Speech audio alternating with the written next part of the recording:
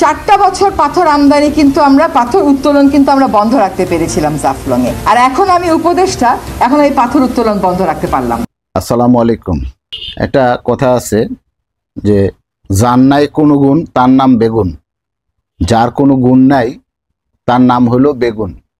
বাংলাদেশে একজন উপদেষ্টা আছে 3টা মন্ত্রণালয়ের দায়িত্বে: পরিবেশ, বন ও জলবায়ু। এই 3টা মন্ত্রণালয়ের দায়িত্বে একজন উপদেষ্টা আছেন যিনি সুমিষ্টভাষী, কথায় পটু, দেখতেও মাশাআল্লাহ সুন্দর। তিনি যা কাজ করেন তার চেয়ে বেশি কথা বলেন। পরিবেশবিদ। তখন তিনি কি পরিবেশের কাজ করছেন এটা আমরা জানি না। এখন তিনি উপদেষ্টা হয়েছেন, যাই হোক, ভালো, আলহামদুলিল্লাহ। তিনি কিছুদিন চেষ্টা করেছেন পলিথিন, প্লাস্টিকের ব্যাগ তিনি বাজার থেকে, বাংলাদেশ থেকে তুলে দেবেন, একদম টোটালি। বহু চেষ্টা করছেন হয়তো, কিন্তু কিছুই করতে পারেন নাই। তিনি শুধু পলিথিন ব্যাগ না, প্লাস্টিকের ব্যাগ না, পলিথিন ব্যাগ না, তিনি কি করবেন, তিনি পানির যে প্লাস্টিকের সাদা বোতলটা আছে, প্লাস্টিকের এই বোতলটাও তুলে দিবেন। এইরকম একটা পরিকল্পনা তার ছিল। তার চিন্তা হইল, আপনারা কি বাজারে প্লাস্টিকের বোতল দেখতেছেন? আপনারা কি বাজারে বাজার করতে গেলে পলিথিন ব্যাগ দেখেন? যদি দেখে থাকেন আমাকে একটু কমেন্টে জানায়েন। প্লাস্টিকের বোতল থাকলে তাও জানায়েন। উনি প্লাস্টিকের বোতলে পানিও খান না, পরিবেশ ভালো রাখার জন্য। এখানে বলা হয়েছে যার নাই কোনো গুণ তার নাম হলো বেগুন। এবার আসেন, তিনি বলেছেন যে আগে তিনি বহু করেছেন, মানে সিলেটের যে পাথর, বিভিন্ন পরিবেশ তিনি ঠিক রেখেছেন। উপদেষ্টা হওয়ার পরে আর পারেন না। তার মানে আগে ওনার অনেক পাওয়ার ছিল, উপদেষ্টা হওয়ার পরে আর কোনো পাওয়ার নাই আর কি। তাহলে এখন কেন নাই পাওয়ারটা? ক্ষমতা কেন নাই? ক্ষমতা তো দেওয়া হয়েছে, কেন ক্ষমতা নাই? অদৃশ্য কোনো শক্তি আছে কিনা জানি না। এখন যেই আমি খবরটা পড়বো সেটা হলো পাথর। সিলেটে পাথর লুটে প্রভাবশালীদের জড়িত থাকার অভিযোগে হাইকোর্টে রিট। সিলেটের ভোলাগঞ্জ ও আশেপাশের এলাকায় অবৈধভাবে পাথর উত্তোলন, লুটপাটের ঘটনায় স্থানীয় প্রভাবশালী রাজনৈতিক নেতাদের বিরুদ্ধে অভিযোগ। পরিবেশ কর্মীদের দাবি, বিএনপি, জামাত, এনসিপি সহ বিভিন্ন রাজনৈতিক দলের নেতাদের প্রত্যক্ষ ও পরোক্ষ সহায়তায় দীর্ঘদিন ধরে এই অবৈধ ব্যবসা চলছে।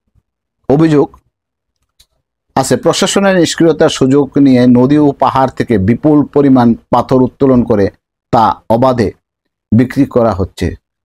এতে নদীর স্বাভাবিক প্রবাহ ও পরিবেশ মারাত্মক ক্ষতি হচ্ছে, পাশাপাশি সরকারি রাজস্ব হারাচ্ছে। পরিস্থিতি নিয়ন্ত্রণে আনতে সম্প্রতি হাইকোর্টে এক রিট আবেদন দায়ের করা হয়েছে। এতে দায়ীদের বিরুদ্ধে কঠোর ব্যবস্থা নেওয়া এবং ভোলাগঞ্জ এলাকায় অতিরিক্ত আইন শৃঙ্খলা বাহিনী মোতায়েনের নির্দেশ চাওয়া হয়েছে। এদিকে জেলা প্রশাসনের উদ্যোগে চালানো অভিযানে প্রায় 12,000 ঘনফুট অবৈধ উত্তোলন পাথর উদ্ধার করে নদীতে ফেলে দেওয়া হয়েছে। তবে পরিবেশ কর্মীরা বলছেন স্থায়ী সমাধান না হলে এই লুটপাট বন্ধ হবে না।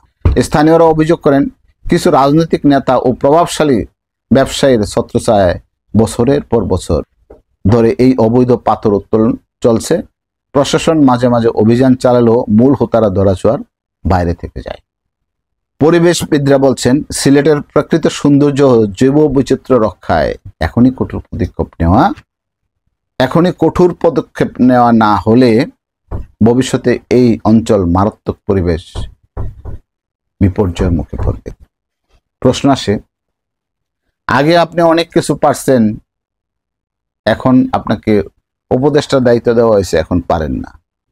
কোথায় তো অনেক পারেন, না পারলে আপনি চলে যান, যে আমি এতদিন পরিবেশবিদ ছিলাম, আমি অনেক কিছু করতে পারছি, এখন আমি উপদেষ্টা হওয়াতে আমি কিছুই করতে পারতেছি না।